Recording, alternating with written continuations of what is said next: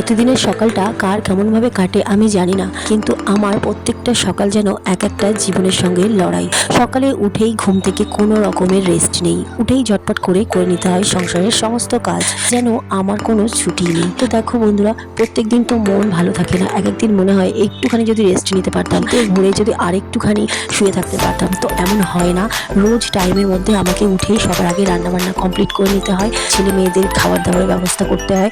আজকে মেয়েকে বলেছিলাম আজকে তুই চাটা কর, তো আমার মেয়ে কিন্তু নিজে নিজে চা বানাতে পারে। তো দেখো বন্ধুরা, ও কিন্তু এখানে দুধ চা করছে, ও খেতে খুবই ভালোবাসে আর আমারও খুবই ভালো লাগে। শীতকালে আমার কিন্তু খুবই ভালো লাগে যখন আমার ছোট্ট বাচ্চাটা খুবই দায়িত্ব পালন করে। এটা আমার কাছে খুবই ভাগ্যের ব্যাপার বলেই আমার মনে হয়। আপনাদের কার কি মনে হবে আমি জানি না, কিন্তু আমার কিন্তু খুবই ভালো লাগে।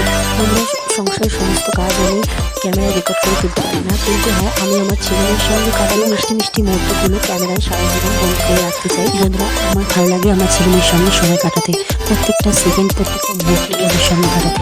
এই জন্য আমি ওদের সঙ্গে কাটানো প্রত্যেকটা সেকেন্ড এইভাবে সারা জীবনের জন্য ধরে রাখতে চাই।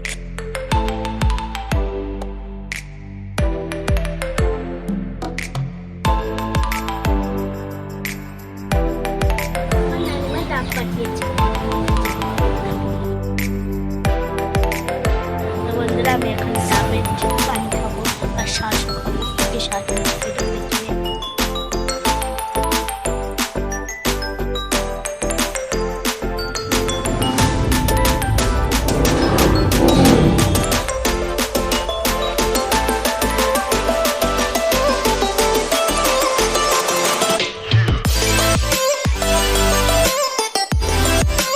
তো ওকে নিয়ে আমি ফুচকার দোকানে যাচ্ছিলাম, তো ফুচকা বসেনি, এখানে বেরিয়ে প্রচুর ভিড়। তো মেয়ে পিছিয়ে খাবে বলে ওকে আমি অনেক দূর ছিল, দুজন মিলে রাস্তা দিয়ে হেঁটে হেঁটে কষ্ট করে নিয়ে আসলাম। এই যে টিকিয়ে এনেছি, জানি না কেমন হবে, একটু বড় করতে দিচ্ছি, যে দেখি টিকিয়া এগুলো মাংসের টিকিয়া, কিন্তু খেতে কিন্তু খুব টেস্টি। কে দেখো না,